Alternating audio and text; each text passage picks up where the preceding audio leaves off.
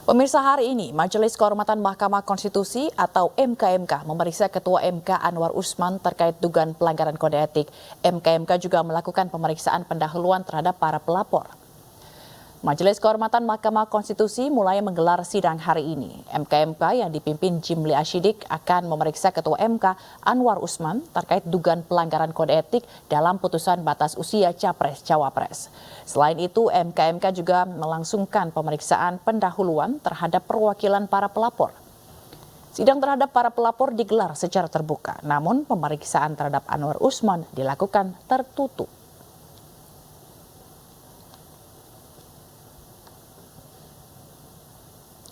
DPR telah menerima surat Presiden terkait penunjukan Jenderal TNI Agus Subianto menjadi calon Panglima TNI. Kepala Staf TNI Angkatan Darat itu diajukan untuk menggantikan Laksamana TNI Yudo Margono yang akan memasuki masa pensiun. Ketua Dewan Perwakilan Rakyat Republik Indonesia, Puan Maharani, mengatakan bahwa DPR sudah menerima surat Presiden terkait calon Panglima TNI yang akan menggantikan Laksamana TNI Yudo Margono yang memasuki masa pensiun. Dalam surat yang diterima DPR, nama Jenderal TNI Agus Subianto menjadi nama yang diusulkan Presiden Jokowi untuk menggantikan Laksamana Yudo Margono. Jenderal Agus Subianto sebelumnya menjabat sebagai Kepala Staf Angkatan Darat usai dilantik menggantikan Jenderal Dudung Abdurrahman.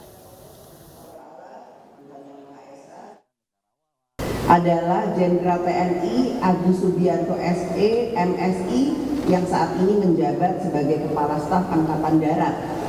Karenanya, sesuai dengan mekanisme yang ada, DPR akan memulai proses dari mekanisme DPR untuk bisa menindaklanjuti surat usulan pengganti calon Panglima TNI tersebut sesuai dengan aturan dan mekanisme yang ada di DPR. Semoga proses ini bisa berjalan dengan lancar dan baik sehingga penggantian atau Panglima TNI yang akan datang bisa berjalan. Dan untuk mengetahui kondisi relawan yang berada di Gaza, Palestina, kami telah terhubung dengan Ketua Presidium Mercy, Sarbini Abdul Murad. Selamat sore Pak Sarbini, apa kabar? Selamat sore Mbak Zila, kabar baik Mbak. Baik, Pak Sarbini mungkin bisa dijelaskan bagaimana kondisi di sana dan juga rumah sakit di sana ya Pak Sarbini ya? Ya, tadi saya mendapat informasi tadi pagi dapat informasi dari teman-teman dari Gaza bahwa sekitar asar di waktu Gaza itu ada serangan bom serangan rudal yang dilakukan Israel itu menyata nggak jauh dari rumah sakit di Indonesia sehingga kepulan asap hitam itu menyelimuti rumah sakit kita. Warga diliputi ketakutan yang luar biasa sekali karena sama-sama kita ketahui bahwa rumah sakit Indonesia juga menampung warga-warga sipil yang ingin berlindung di rumah sakit baik di luar gedung dan sebagainya ada yang masuk ke dalam. Nah oleh sebab itu serangan Israel yang kemarin sore dilakukan ini benar-benar mengagetkan semua karena memang kakak dua minggu yang lalu memang rumah sakit Indonesia termasuk salah satu rumah sakit yang menerima ancaman untuk dikosongkan. Nah oleh sebab itu yang dilakukan oleh Israel kemarin itu benar-benar ini di luar dugaan yang kami pikir ini patut untuk dicegah secara bersama oleh dunia internasional, apalagi di Khan Yunis rumah sakit Turki mengalami serangan yang luar biasa. Baik. Lalu kalau untuk kondisi rumah sakit Indonesia di sana seperti alat-alatnya, masihkah cukup untuk membantu para korban yang dialihkan ke rumah sakit di sana, Pak? Yang pasti Mas semakin menipis ya Mbak ya, semakin menipis stok obat-obatan, alat bius, instrumen-instrumen mudah sangat-sangat menipis sekali.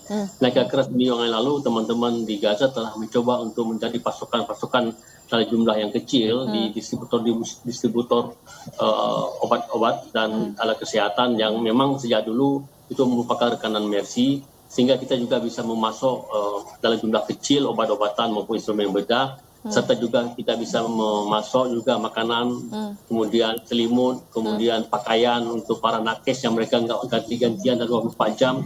Kemudian juga kita sumbangkan mesin cuci karena mereka terus kerja di rumah sakit.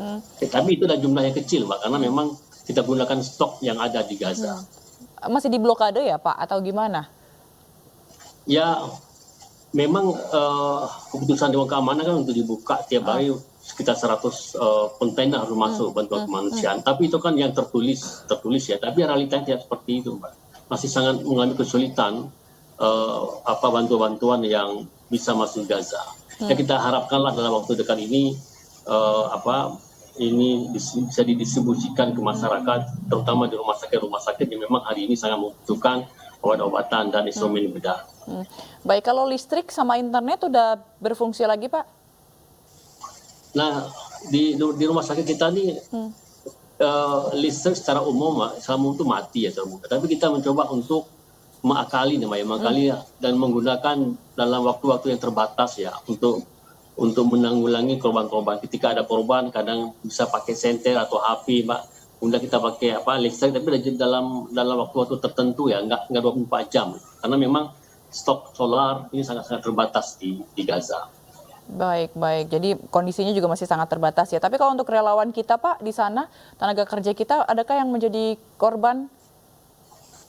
Alhamdulillah mereka selamat dan kita harapkan mereka selamat dan kita juga mendoakan mereka sehingga mereka selamat. Memang kondisi sangat tidak bisa dipastikan dan mereka sebenarnya tinggal di Wisma Indonesia, Wisma Yusri Rizal namanya. Tapi kita minta mereka untuk tinggal di basement rumah sakit karena kita juga ragu terhadap perlindungan terhadap wisma ini. Sehingga teman-teman hari ini mereka tinggal di rumah sakit dan kemarin kita juga sempat Zoom dengan manajemen rumah sakit untuk kita mendengarkan informasi atau hal-hal yang penting dari mereka. Jadi mereka juga telah mengirimkan apa-apa yang dibutuhkan dan sehingga kita bisa memenuhi dalam waktu cepat. Baik. Tentunya kita berharap relawan-relawan kita tetap sehat gitu ya untuk membantu para korban-korban yang ada di sana. Baik, terima kasih Ketua Presidium Mercy Sarbini Abdul Murad telah bergabung di iNews Sore. Selamat sore, salam sehat selalu, Pak. Selamat.